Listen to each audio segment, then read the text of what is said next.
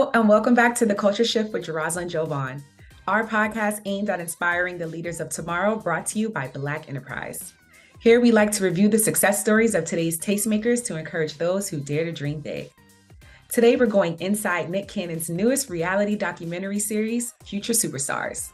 The show highlights the journey of rising music artists Cannon has helped introduce to fans by way of his nationwide Future Superstars tour.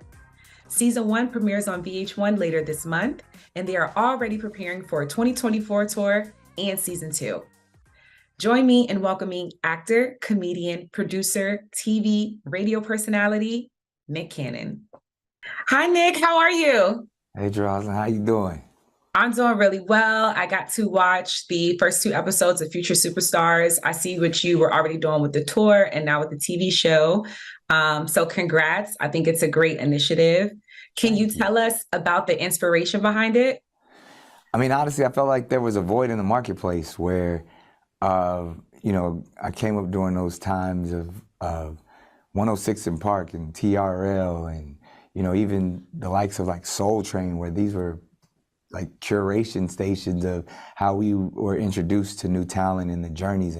I say even taking the page out of, the great Berry Gordy's book, what he used to do back in the day for the Motown reviews, where he was putting, Stevie Wonder and Marvin Gaye and Diana Ross all on a bus and going city to city and showing the artists like this is what it takes to be a superstar, but then at the same time, giving the audience the opportunity to really connect and get to know all of the superstars of the time. So really, I feel like we may have lost a little bit of that in today's music industry. So I just wanted to, offer that up and share that experience with, the acts on Season 1. Yeah, Season 1, I love that. And you've been a huge behind the scenes figure in helping to discover talent. And we're seeing that on the show. We already knew, but you helped with Kalani and her, and now we have the Future Superstars. Tell us tell us about your passion for artist discovery and why now you're choosing to bring that to the forefront.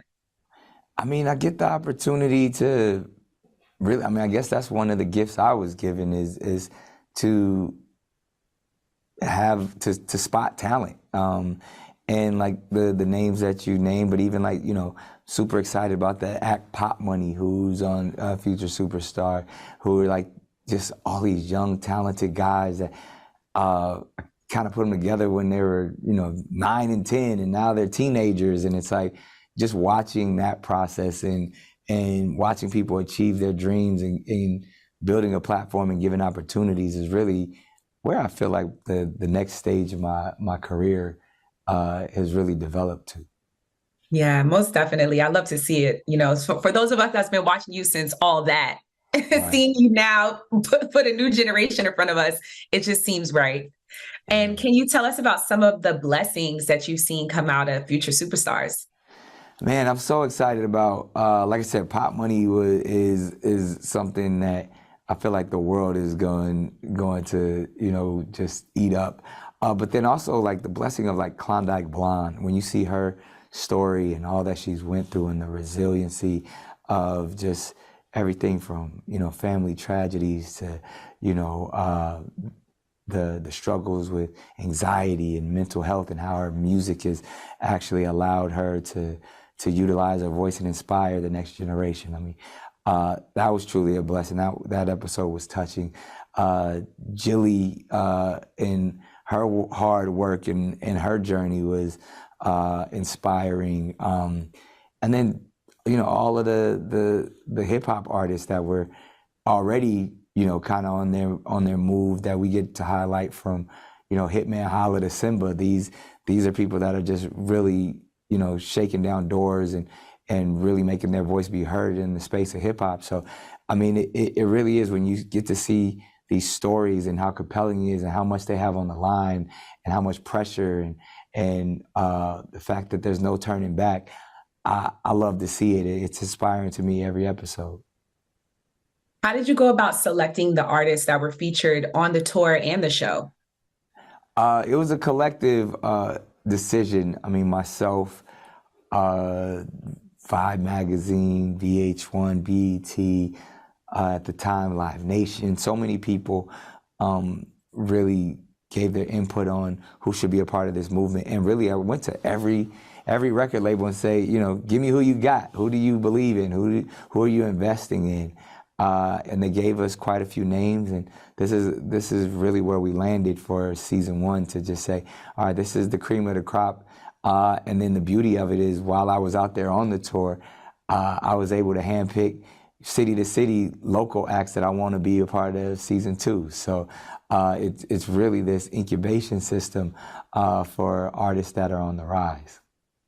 And it's also offering inspiration to others who are looking to break into the music industry. And, you know, I want to ask you, what do you think viewers, especially those aspiring to get into music, will get from watching the show? I would say, I mean, everything that you really put out there, right? It really is, when you watch it, you're inspired if you are an artist. And I always say it's about the superstar energy, because you don't have to be in front of the camera or have a microphone to be a superstar. It's really the light that's within you. And so whatever field that you desire to be a part of, you can have that superstar energy as well. And then when you see these journeys, when you see these stories of triumph and overcoming obstacles, it just makes you feel like you could do anything. And that's what we were set out to do, not just introduce you to these artists, but to inspire you to say, hey, we all have superstar energy and we all go through something. We all have challenges, we all have obstacles, but the main idea is just to push through with all that you have inside you. Not all artists have what it takes to become a superstar. What makes an artist a future superstar? I would agree with you. Not all artists have what it takes, but I would maybe say everyone has what it takes, but everyone doesn't know they have what it takes. So it's really allowing it to be revealed within yourself. It's self-belief, self-determination, and self-generation. Once you understand that, you can do or be anything you want. And that would be my words to, you know, inspire or advice, just to go within and believe wholeheartedly in what you could be and what you could do. Mm-hmm. There's always ongoing conversations about the current state of hip hop, a lot of complaints as well. What are your thoughts about the current state of hip hop, and what do you think is needed to bring it back to its glory? I love the current state of hip hop. I mean, hip hop is generational at this point. So the ones who were a part of previous decades and golden years, of course, we're going to believe that our generation had it right and did it the best. But if you look at what's going on today, they've taken the baton and soared with it.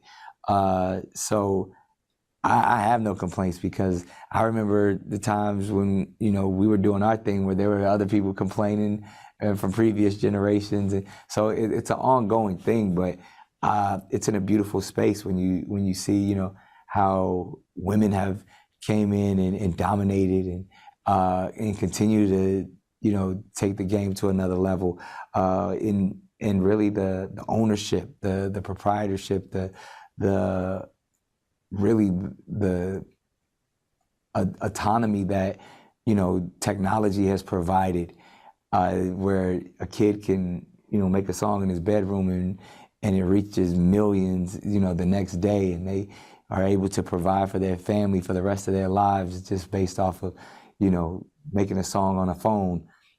That in itself is showing how powerful hip hop is, and, you know, how the future is endless. Do you think that there's a such thing as being too old to make it in music? And if so, what would you say is a possible cutoff age to maybe go consider different options? I don't believe it's too old. I mean, as much as people often say the music is a young person's game, I mean, when you think of the energy of music, first of all, it's so powerful and it's in every aspect of our lives. There's probably certain levels and entry points, you know. You might not want to, you can't be, you know, in your 40s and become a new TikTok star per se, or maybe you can. I mean, I've seen some stuff out there on TikTok that has allowed that, but it's knowing your space. I think that's the beauty. I mean, even when we look right now, some of the #1 tours out there are from, the golden, years of hip hop.